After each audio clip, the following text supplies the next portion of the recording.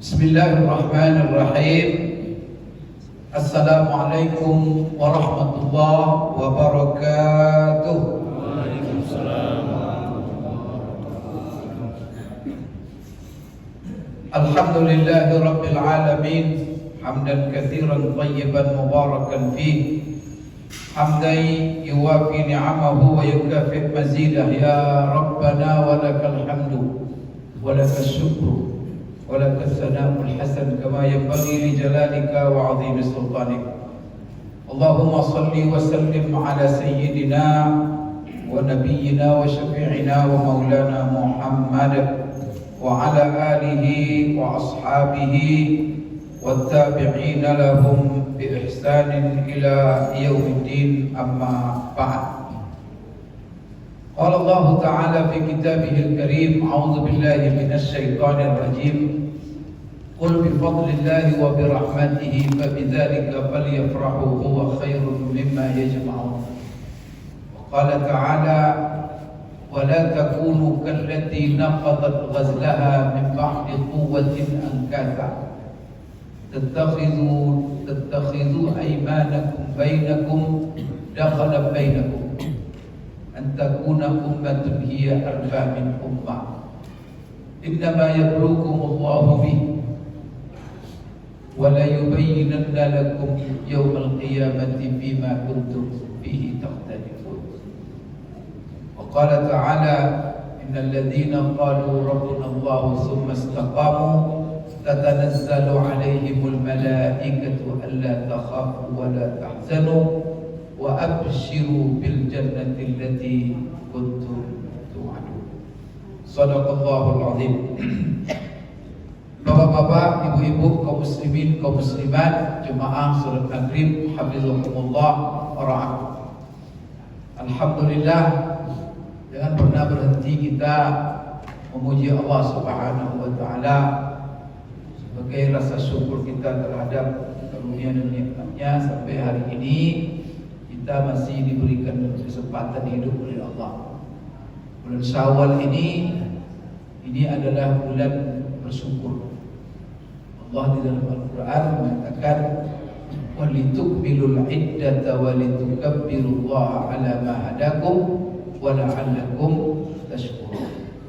Sempurnakan ibadah puasa kamu, kemudian agungkan Allah, dan kamu menjadi orang yang bersyukur. Maka ini bulan syukur. Salah satu bentuk syukur itu kita perlihatkan dengan kebahagiaan kita, kegembiraan kita. Oleh karena itu, Bapak Ibu sekalian, bulan Syawal ini saya ingin pada malam ini menjelaskan kepada kita apa amalan-amalan yang perlu kita lakukan di bulan Syawal ini. Ada beberapa hal yang kita perlu ketahui, Bapak Ibu. Pertama sekali, di bulan Syawal ini Allah memberikan kesempatan bagi kita untuk menyempurnakan, pertama untuk menutupi kekurangan-kekurangan kita yang ada pada bulan Ramadan yang lalu. Ini kalau kita diberi hidup di bulan Syawal, berarti Allah memberi kesempatan untuk menutupi kekurangan-kekurangan kita. Kemudian juga Bapak Ibu sekalian, Allah memberi kesempatan kita untuk merebut pahala ganjaran ibadah Ramadan setahun. Dan itu juga dengan memanfaatkan bulan Syawal ini. Nah, sekarang pertama sekali, bagaimana kita menombok, melengkapi kekurangan-kekurangan kita selama Ramadan kemarin. Ini kesempatannya di bulan Syawal ini. Nah, kalau saya tanya Bapak Ibu, semua kita nih yang sedang puasa kemarin, ada kita yang bisa mengaku sempurna puasa kita kemarin? Hah? Kalau ada yang mengaku sempurna, itu menunjukkan tidak sempurna. Tidak ada. Kesempurnaan ibadah itu kan terletak, pertama, terpenuhi syarat-syarat sahnya, terpenuhi rukun-rukunnya, terhindar dari seluruh yang membatalkannya. Kemudian melakukan hal-hal yang disunatkan sebagai syarat untuk sempurna. Kita mungkin syarat sah ada, rukun ada, dan bahkan dalam syarat sah dan rukun-rukun itu pun kadang kita kurang di situ. Kemudian Bapak Ibu sekalian, yang lebih penting untuk kesempurnaan ibadah itu letaknya dalam hal-hal yang sunat. Oleh karena itu jangan diabaikan hal-hal yang sunat di dalam ibadah kita, karena di situ letak kesempurnaan. Kadang-kadang kenapa tidak diletakkan oleh Allah? Karena di situ letak sempurna tapi tak diletakkan oleh Allah secara sah atau rukun. Karena hal itu kadang-kadang berat bagi kita. Karena kalau Allah paksa itu syarat sah dan itu adalah rukun dalam ibadah kita, tak ada kita yang sanggup belum. Oleh karena itu ulama mengkategorikannya di dalam hal yang sunat.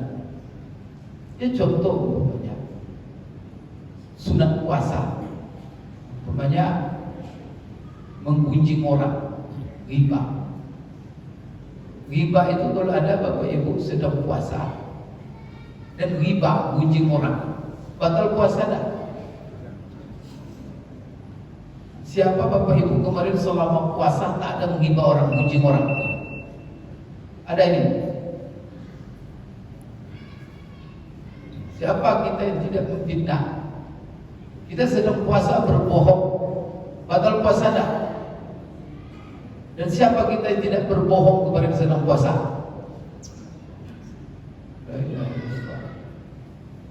Atau kalau kita kaji-kaji Bapak Ibu sekalian, kalau sempat setiap berbohong batal puasa, kira-kira gimana? Batal itu Bapak jadi kodok. Itulah kerja kita mengkodok puasa. Di kodok nanti bohong lagi, batal pula di kodok, boleh di kodok itu.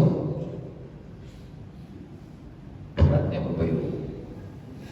Menggunjing, memfitnah, bahkan mencuri sendiri. Orang sedang puasa mencuri dia, batal puasanya? Tidak batal itu. Cuma menjauhi hal-hal yang diharamkan dalam puasa itu masuk sunat cuma, tidak masuk rukun dia. Tetapi kesempurnaan puasa dan bahkan maksud daripada puasa itu tergantung kepada hal-hal yang sempurna. Oleh karena itu Bapak Ibu, menyempurnakan puasa itu berat. Maka oleh karena itu Allah berikan kepada kita, Allah sayang. Sudah kita susah menyempurnakan, tidak ada masalah. Tapi Allah berikan terapi-terapi berikutnya. Terapi-terapi berikut ini yang kita harus ikuti untuk menyempurnakan. Contoh umpamanya, setelah kita puasa, diperintahkan oleh Allah untuk membayar zakat fitrah. Zakat fitrah itu untuk kepentingan apa? Kepentingan puasa kita pertama. Karena puasa kita itu jarang sunyi daripada kita puasa tapi lagau. Kita puasa kadang-kadang mengeluarkan kata-kata yang keji, mengeluarkan kata-kata yang kotor, terucapkan Bapak Ibu kata-kata yang mengandung dosa, sekalipun itu tidak berhubungan dengan hak orang lain. Karena mulut ini kadang kita keluarkan itu kotor, mengandung dosa, tapi tidak berhubungan dengan hak orang lain. Tidak menggunjing, tidak memfitnah, tidak menghina sifatnya, tidak membohongi, tidak menzolimi orang lain. Ini seperti ini, itu ditutupi oleh zakat fitrah. Maka kata Rasulullah SAW menjelaskan hikmah maksud zakat fitrah itu untuk kepentingan puasa kita. Apa kata Rasulullah? Tuhratan lis-shaim minal lagwi war-rafath. Membersihkan diri orang yang berpuasa, membersihkan puasa orang yang berpuasa. Dari apa? Pertama dari lagau. Karena Allah tidak menginginkan kita sedang puasa tapi lagau, melakukan hal-hal yang tidak berguna, mengucapkan kata-kata yang tak mengandung kebaikan sama sekali. Siapa kita yang terhindar dari itu? Karena kalau ngobrol tak apa-apa diobrolkan, tak ada manfaatnya sama sekali. Kalau dia tidak ada mengandung berhubungan dengan hak orang lain, menyia-nyiakan waktu itu kepada tidak bermanfaat, itu bisa dosa. Maka banyak ulama yang memfatwakan apa hukum main catur. Main catur itu kan bukan judi. Kalau judi itu sepakat itu. Tapi dia main catur tapi tanpa bisa. Nah, main catur, banyak ulama mengatakan hukum main catur itu haram. Kenapa? Karena membuang umur, menyia-nyiakan, melewatkan waktu kepada sesuatu yang tidak ada manfaatnya.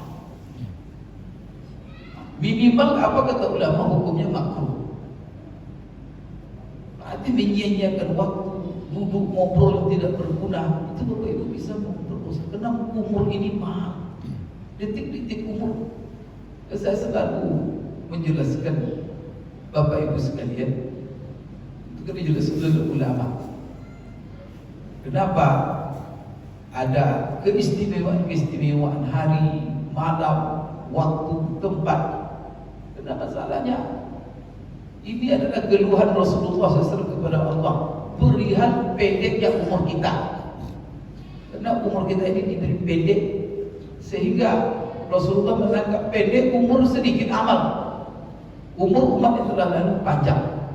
Maka bagaimana caranya supaya kita umat Rasulullah SAW ini walaupun umur pendek tetapi amalan banyak? Maka caranya Allah berikan waktu istimewa. Dan caranya apa? Jangan sia-siakan waktu. Maka di dalam surat yang sangat pendek semua kita menghafal, wal asri innal insana lafi khusri. Semua kecuali orang yang menggunakan waktu yang pendek itu peningkatan iman, amal soleh, wa tawasau bil haq, untuk saling mengingatkan kebenaran. Dia ada bermanfaat semua, tidak ada yang tersia-sia. Dan orang yang beriman juga Bapak Ibu yang beruntung, yang Allah menyatakan bahwa mereka lah yang sukses, yang bahagia, yang beruntung. Salah satu cirinya adalah tidak menyia-nyiakan waktu. Siapa yang beruntung kita ini? Orang yang tidak menyia-nyiakan waktu. Jadi seluruh waktu yang lewat itu berguna, bermanfaat, mengandung kebaikan dan mengandung pahala. Apa kata Allah? Qad aflahal mu'minun alladzina hum fi salatihim khasyun walladzina hum 'anil lagwi mu'ridun. Itu ciri orang beriman yang sukses, muflihun itu. Bapak Ibu, maka zakat fitrah itu minan lagwi. Yang kedua warrafas, kata-kata kotor. Tapi kalau yang berhubungan dengan hak orang, gunjing, fitnah, tidak bisa dibersihkan oleh zakat, Pak. Maka Ramadan Pak Syawal ini juga kesempatan kita. Orang yang kita gunjing, orang yang kita fitnah, orang yang kita bohongi, orang yang kita zalimi. Maka bulan Syawal ini bulan kita saling memaafkan, saling Bapak Ibu mengunjungi untuk membersihkan diri. Karena masalahnya kalau sudah mulut kita ini mengucapkan atau mengeluarkan kata-kata mengandung dan itu berhubungan dengan hak orang lain, itu tanggung jawabnya Bapak Ibu tidak bisa. Allah sendiri yang sudah membuat ketetapan. Allah tak akan ampunkan dosa kita sampai kita minta relakan sama dia. Kalau tidak dia relakan, maka kita disebut oleh Rasulullah muflis nanti. Maka kata ulama, berapa banyak orang capek, tenaganya semuanya dikerahkan untuk beramal, tetapi amalnya itu dibagi-baginya dengan mulutnya kepada orang lain. Mulut ini tukang bagi, jadi anggota badannya beramal, tapi mulutnya membagi-bagi amal itu kepada orang lain. Bagaimana itu? Masya Allah, rajin puasa, rajin sedekah, rajin baca Quran, ada ibadah-ibadah yang dibuatnya, tetapi mulutnya bagi-bagi amal itu pada orang. Kunci apa Ibu ngomong mulut ini kawan? Bagaimana dia bagi-bagi? Fitnah sanu, sudah kasih orang tu. Gunjing sanu, lagi kerjanya gunjing ustaz. Parah itu. Lagi membuat orang terhalang kadang-kadang mengambil kebaikan. Digunjingnya, dipitnahnya ustaz itu sehingga apa? Awalnya orang ngaji sama ustaz tidak ngaji lagi. Itu kan menghalangi kebaikan itu. Ini dosa orang seperti ini tidak tanggung-tanggung nih Pak. Menghalang orang untuk kebaikan. Dipitnah ustaz itu, ini ahli bid'ah, ini orang sesat itu, orang syubhat itu. Astagfirullahaladzim, memfitnah tak ada dasar. Karena mendengar-dengar dari orang aja. Orang yang menyebutnya itu bukan hakim. Kalau dari hakim namanya pengadilan yang tentu kan kalau hakim memutus sesuatu pakai bukti. Ini kan sama siapa yang menyebut Ustaz Hussein sembarang aja. Ada percaya itu orang. Atau dihimpun-himpun berkat. Sehingga dari orang rajin ngaji tak jadi ngaji dia. Dari mau dengarkan agung dosanya itu. Walaupun jenggotnya sampai pusat. Ada gunanya itu Pak orang seperti itu. Kerjanya menghalangi kebaikan. Nah, ada gunanya itu. Jenggotnya dia punya panjang. Pahala nanti tapi jenggotnya itu keluar dari mulutnya. Amal kalau sunnah itu, tapi apa? Amal itu kan keluar dari mulutnya. Bagi semua orang. Berat tanggung jawabnya. Maka kata Rasulullah, tahukah kalian siapa yang muflis? Ya kan? Orang yang bangkrut. Orang seperti ini orang bangkrut. Jadi apa kata sahabat? Orang yang bangkrut ya Rasulullah. Orang yang banyak modal, pedagang dia, modal. Kalau itu dia jalan dagangnya, di penghujung jalan dagangnya rugi. Jangan dapat untung, modalnya pun habis ludes. Itulah orang bangkrut ya Rasulullah. Maka kata Rasulullah, bukan itu yang saya maksud orang bangkrut itu. Orang yang bangkrut itu adalah besok orang di akhirat kata Rasulullah datang dengan amal bergunung-gunung, segunung amal kebaikan di bawahnya. Tetapi amal segunung itu Bapak Ibu jadi bangkrut dia, habis. Kenapa? Karena Allah akan hadirkan. Maka setiap kita menyebut orang itu jangan dikira hilang begitu saja itu. Tercatat Bapak Ibu. Tercatat. Setiap kita akan menyebut orang akan berperkara kita nanti di hari akhirat. La ilaha illallah. Oleh karena itu hati-hati kalau menyebut orang. Kalau ada orang memfitnah, memuji-puji orang, berangkat dari situ, jangan ikut. Kita mau selamat atau enggak? Syaitan di gempurnya enak majelis. Jadi kalau enggak ada kunci, enggak ada enak majelis itu. Kalau enggak ada memfitnah orang, enggak enak majelis itu. Apa begitulah syaitan.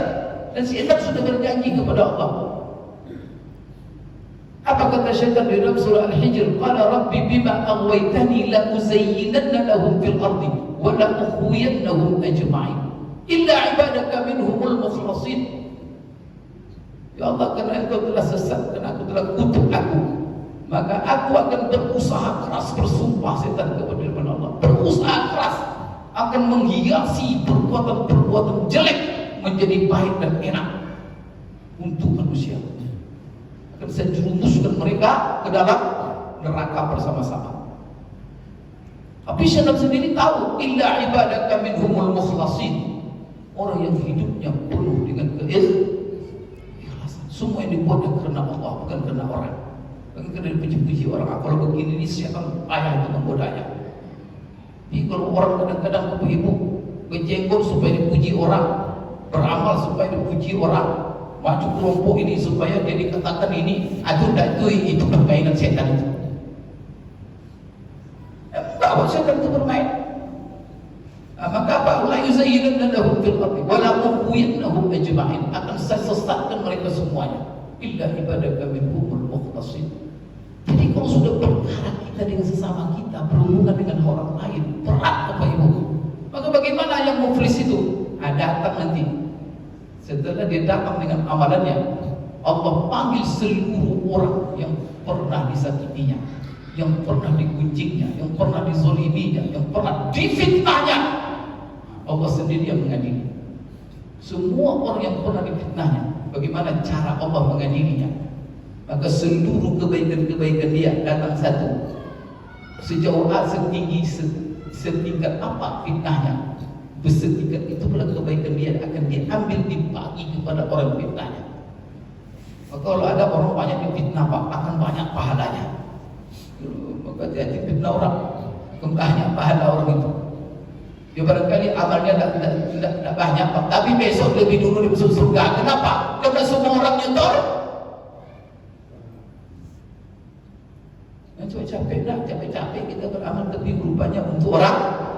Dan mulut mengeluarkan, mulut hati-hati. Maka itulah mulutmu harimau, mulutmu bahaya sekali. Jaga mulut. Pada sebabnya Allah suruh kita dalam Quran itu supaya seluruh waktu berisi dengan zikir. Ya ayyuhalladzina amanu zkurullaha qiyaman. Ya ayyuhalladzina amanu zkurullaha dzikran katsira wasabbihuhu bukratan wa asila. Selalu kamu berzikir kepada Allah. Kapan? Berdiri berzikir. Ceritain orang berdiri. Duduk berzikir. Duduk ceritain orang. Benar orang. Zikir. Tidur. Berbaring tempat zikir. Bayangkan itu. Kenapa Allah suruh kita berzikir? Supaya terhindar daripada itu. Supaya jangan sia-sia amalan kita.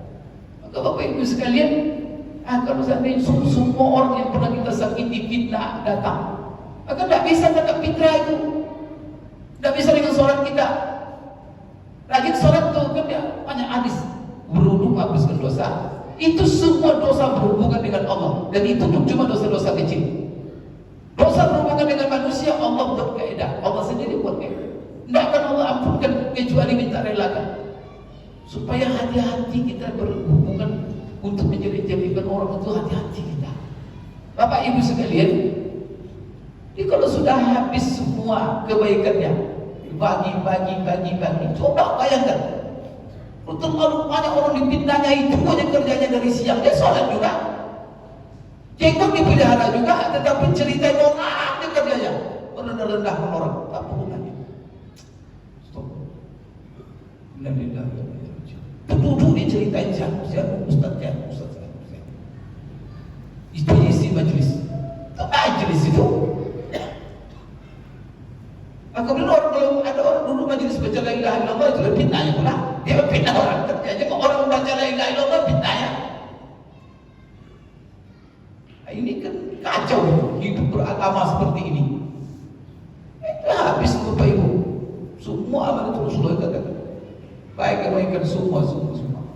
Kalau tidak ada lagi dosa orang itu pindah ke dia. Dipindahkan dosa semua. Sekarang ini di bulan Syawal, maka untuk menyempurnakan ibadah Ramadan kita, Bapak Ibu sekalian, lagi kita bersihkan. Karena banyak kita fitnah orang apa, maka disuruh kita, Bapak Ibu sekalian, selalu memaafkan. Tapi hebatnya, kalau saya tanya Bapak Ibu sekalian, bisa Bapak Ibu menjenguk semua orang yang pernah Bapak Ibu fitnah? Bisa kita mendatangi semua orang pernah kita gunjing? Penguasa umpamanya datang kita, punya Pak Jokowi, kita gunjing dia, bisa datang sama dia? Bapak Ibu sekalian, tidak bisa kita itu. Karena kita kepengen, hati-hati kita. Tapi alhamdulillah Bapak Ibu sekalian, harapan kita tinggi sekali, tapi karena Allah telah mewakili kita di dalam hal bagaimana supaya saudara-saudara kita memaafkan apa yang telah keluar dari mulut kita dalam menyakitinya, memuji, memfitnahnya. Bagaimana cara Allah? Maka cara Allah itu membuat kita terhibur. Kalau tidak risau kita hidup mati. Tapi itu yang membuat kita terhibur. Tapi itu pun Bapak Ibu sekalian terbatas. Bisa saja meleset Bapak Ibu sekalian. Karena banyak orang nak baca ayat, banyak orang tak mengaji. Tapi kalau orang mengaji, insya Allah mengamalkan ini. Dan itu adalah perintah Allah Subhanahu Wa Taala. Apa itu perintah Allah Subhanahu Wa Taala? Bahwa Allah memerintahkan kita semua ini tidak menunggu orang minta maaf kepada kita, minta relakan seluruh dosa-dosa mereka. Tetapi yang Allah puji dan yang Allah perintahkan, semua kita harus menjadi pemaaf, yang merelakan seluruh dosa-dosa saudara-saudara kita sekalipun mereka tak datang minta maaf. Itu yang diperintahkan Allah. Itu kan Allah mewakili kita untuk membersihkan diri kita. Bagaimana cara Allah? Maka semua kita ini dianjurkan menjadi manusia pemaaf. Maka yang dipuji oleh Allah, dan bahkan itu adalah indikator takwa. Maka Allah katakan, coba Allah berikan dua hal kepada siapa? Wasari'u ila maghfiratin min rabbikum wa jannatin 'arduha as-samawati wal ardu u'iddat lil muttaqin. Berlomba-lomba kamu untuk meraih keampunan Tuhan, meraih Bapak Ibu sekalian. Yang kedua, pertama keampunan Allah, yang kedua surga. Siapa yang akan mendapat keampunan Allah? Allah ampunkan dosa-dosanya. Kemarin Allah menjanjikan di bulan Ramadan kita keampunan dosa. Pada siapa? Kepada surga Allah. Kepada siapa diberikan, dijanjikannya? Mu'iddat lil muttaqin. Dijanjikan untuk orang yang bertakwa. Surga untuk orang bertakwa. Keampunan dosa untuk orang bertakwa. Di dalam Al-Quran, ketika Allah menyebut sifat-sifat orang bertakwa, maka kadang-kadang Allah menyebutnya dalam bentuk hablum minallah, hubungan dengan Allah. Yang kedua, hablum minan nas.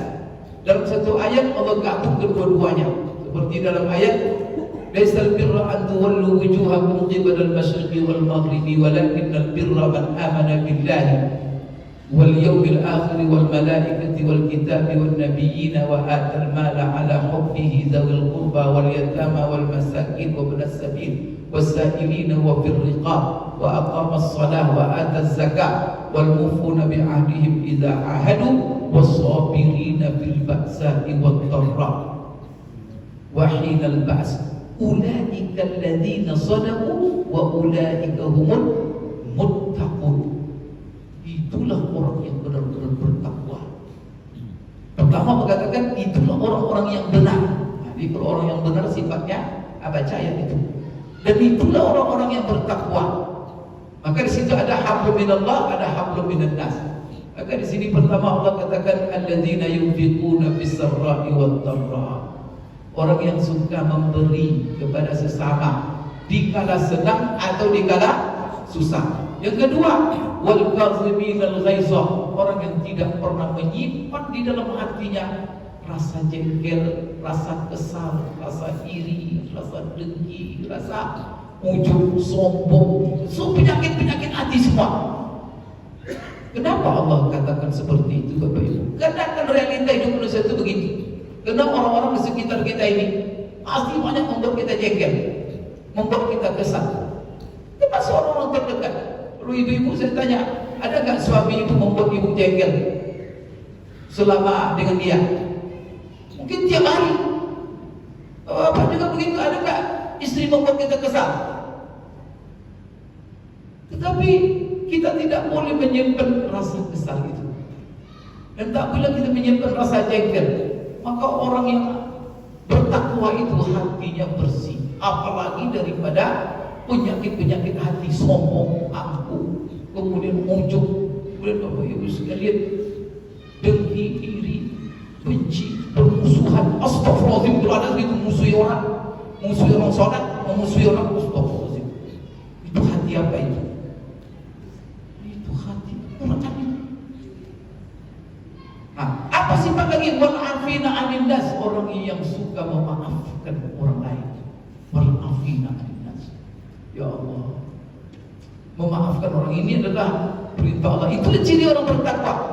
Dan di sini menariknya, keampunan dan surga hanya diberikan kepada orang bertakwa yang sifatnya suka memaafkan orang lain. Dalam ayat lain Bapak Ibu dipertegas oleh Allah. Bagaimana Allah mempertegas hal ini?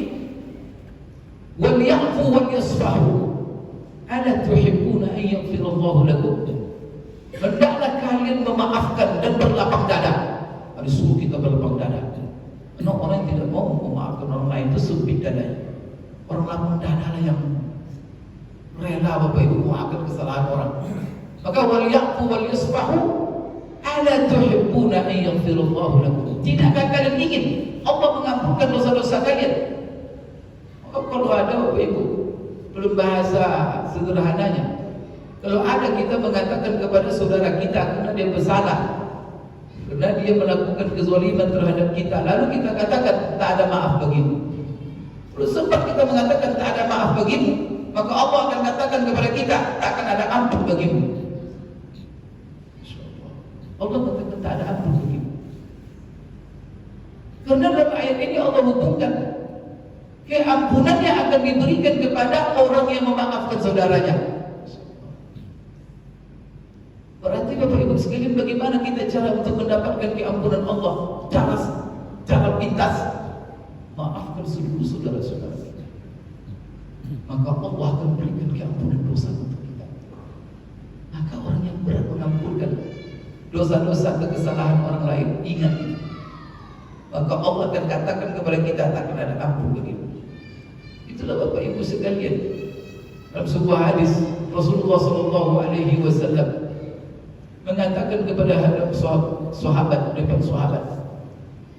Jadi ada sahabat yang masuk masjid. Setiap sahabat ini masuk masjid, Rasulullah datang, ada dalam, apa kata Rasulullah? Sahabat kulihat ahli surga masuk masjid. Dia ada sahabat, dia orang biasa, bukan Umar bin Khattab, bukan Abu Bakar Siddiq, bukan Ali, bukan Utsman. Dia sahabat biasa, sumbangannya kepada Islam tidak kelihatan. Tapi kok tiba-tiba Rasulullah setiap dia masuk masjid, lihat dari sahabatku, ahli surga masuk masjid. Masyaallah. Dan itu bukan Rasulullah katakan sekali, dalam hadis itu sampai 3 kali. Setiap dia masuk, ahli surga masuk masjid, ahli surga masuk masjid. Apa yang menyebabkan Rasulullah mencap dia? Rasulullah kalau bilang sesuatu, Bapak Ibu, wa ma yantiqu 'anil hawa in huwa illa wahyun yuha. Tak pernah dimain-main. Ahli surga masuk masjid. Maka seorang sahabat yang bernama Abdullah bin Umar penasaran. Ini saya jelaskan ini di bulan Syawal ini kita harus bersih. Karena Allah mengatakan kepada aflaha man zakkaha, berbahagia, beruntung, sukses orang yang selalu membersihkan hati. Bagi orang yang menikmati kekotoran hati, na'udzubillah, menikmati kebencian kepada sesama, menikmati permusuhan kepada sesama, bukan sifat orang bertakwa itu, Pak. Sifat ciri ahli neraka di dunia ini. Kalau dia menikmati permusuhan, Allah katakan qad aflaha man zakkaha wa qad khaba man dassaha. Celaka dan rugi orang yang selalu mengotori hati dan jiwanya. Bapak Ibu sekalian, lalu Abdullah bin Umar mendekatinya. Apa kata Umar? Saudaraku, bolehkah saya bertamu ke rumahmu? Saya bertamu itu minimal 3 hari. Kata sahabat itu, mau, silakan. Untuk apa Abdul bertamu? Dia ingin meneliti apa amalan orang ini yang istimewa sampai dia dicap Rasulullah sebagai ahli surga. Karena Abdullah bin Umar kepengen juga Rasulullah mengecap dia sebagai ahli surga. Siapa yang tidak bangga berebut-rebut Pak Rasulullah? Kok ini sahabat ini yang dikatakan Rasulullah? Maka dia meneliti apa ini amalan orang ini, pasti ada yang istimewa. Maka dia minta bertamu untuk meneliti, melihat apa yang dilakukan. Jangan-jangan orang ini sedekahnya banyak, jangan-jangan orang ini baca Qurannya sebagai kerjanya, jangan-jangan orang ini tahajud aja malam-malam. Maka bertamulah untuk 3 hari di rumahnya. Kemudian setelah 3 hari pertama, ketika sampai di rumahnya, oh rupanya rumahnya gubuk, orang miskin sekali. Pasti sedekahnya tak banyak. Dan Abdul mendapatkan memang susah hidupnya. Jangankan sedekah, untuk hidup dia sehari-hari susah. Itu yang pertama. Yang kedua, jangan tahajud. Kadang-kadang pergi sama-sama ke masjid, sholat isya. Setelah sholat isya, pulang mereka. Kemudian dia bagaimana di rumahnya itu, setelah sholat isya dia matikan lampu. Dan dia tidak bangun kecuali menjelang subuh. Nah ini orang tahajudnya juga. Jadi 3 hari Umar meneliti amalan, keistimewaan amalan yang tak didapatkan oleh Abdullah bin Umar. Maka Abdullah bin Umar setelah 3 hari memberanikan diri. Saudara, sebenarnya lalu diungkapkannya, tujuan saya bertamu ke rumahmu ingin melihat karena kamu dicap Rasulullah sebagai ahli surga. Apa yang kau amalkan?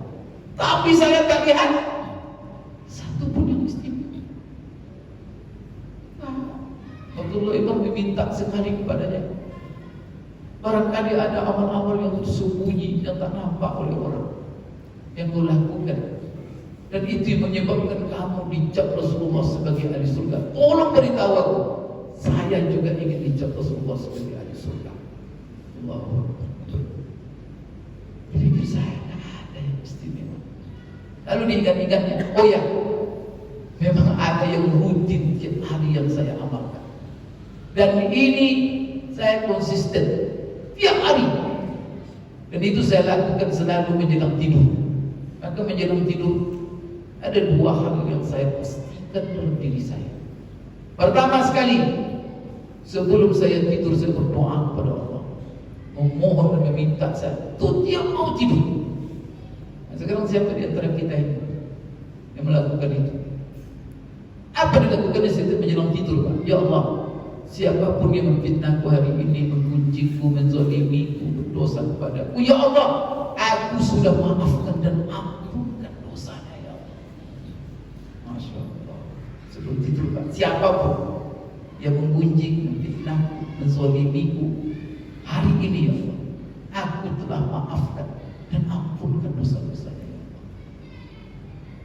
Ada kita yang berdoa tiap mau tidur ini? Ibu-ibu ada? Tiap mau tidur. Menjadi ahli surga itu rupanya tak butuh modal banyak. Kemudian yang kedua, apa yang dia lakukan? Saya setiap mau tidur dan setelah bangun tidur, saya periksa hati saya ini.